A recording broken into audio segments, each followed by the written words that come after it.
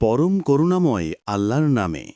আসসালামু আলাইকুম বন্ধুরা ডক্টর জাকির নায়েক একজন বিশ্বখ্যাত ইসলাম প্রচারক এবং ইসলামের জন্য তার সেবা সকলে স্বীকার করে।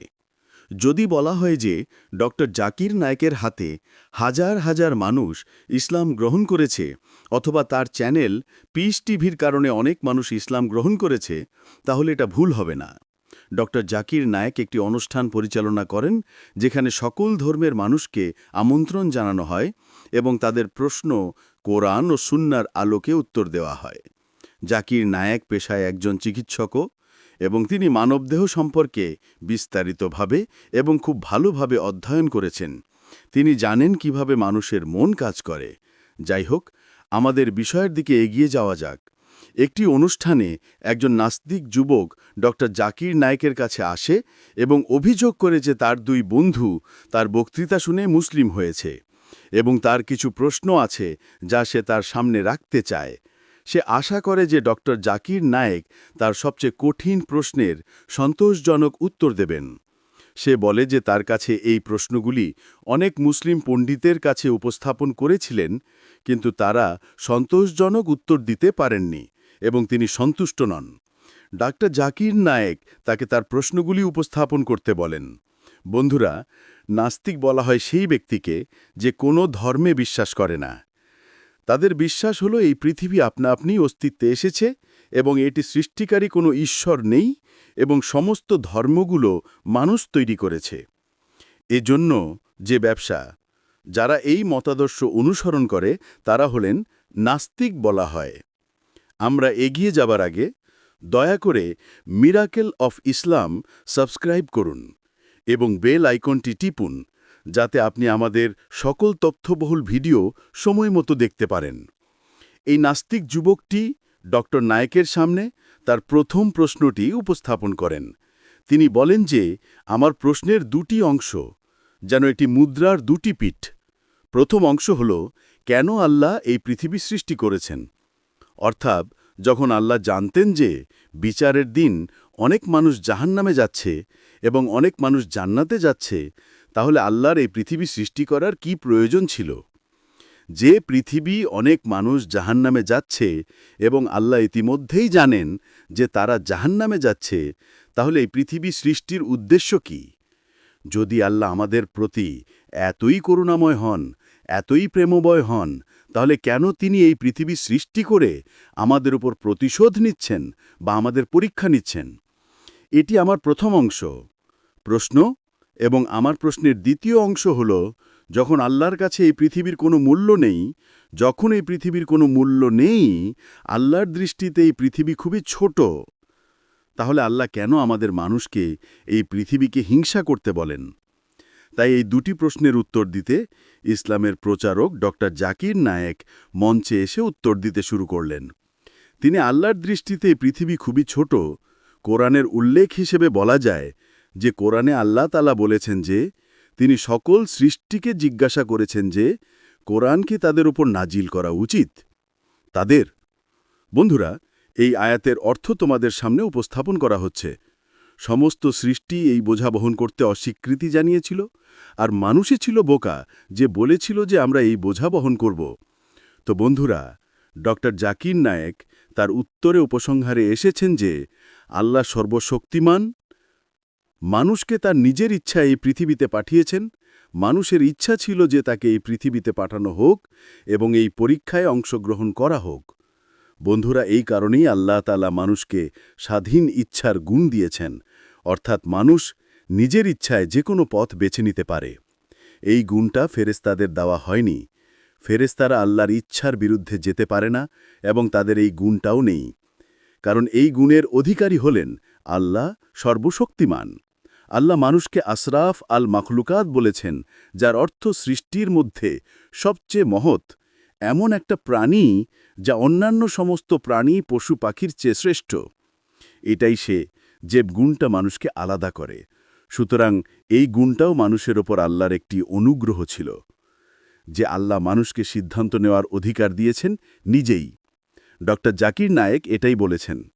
ডক্টর জাকির নায়েক আরও বলেন যে যেহেতু মানুষ এই চ্যালেঞ্জ গ্রহণ করেছে যে কোরআন মানুষের উপর নাজিল হোক, এবং যখন তুমি জেনে শুনে সচেতনভাবে ইচ্ছাকৃতভাবে একটি পরীক্ষায় অংশগ্রহণ করো, তাহলে তোমাকে অবশ্যই সেই পরীক্ষা দিতে হবে, এবং তোমার সম্পূর্ণ প্রচেষ্টা হলো তুমি অবশ্যই এই পরীক্ষায় উত্তীর্ণ হবে।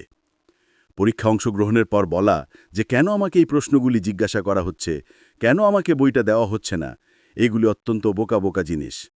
তাই এই পরীক্ষা, অর্থাৎ এই পৃথিবী, আল্লাহ আমাদের জিজ্ঞাসা করে এই পৃথিবীতে পাঠিয়েছেন, এবং আমাদের মানুষকে জিজ্ঞাসা করে তিনি আমাদের এই কোরআন নাজিল করেছেন। নাস্তিক যুবকটি বলল যে আমার মনে নেই যে আল্লাহ আমাকে জিজ্ঞাসা করেছিলেন, তোমার কি মনে আছে? উত্তরে ডাক্তার জাকির নায়েক বললেন, না, আমারও মনে নেই যে আল্লাহ আমাদের জিজ্ঞাসা করেছিলেন, কিন্তু আল্লাহ তার গ্রন্থ কোরআনে বলেছেন যে তিনি আমাদের জিজ্ঞাসা করেছিলেন। আমাদের স্মৃতির অনেকটাই আল্লাহ মুছে দিয়েছেন, আমাদের মন থেকে মুছে দিয়েছেন। ঠিক যেমন একজন মানুষ জানে না যে সে তার মায়ের গর্ভে 9 মাস ছিল।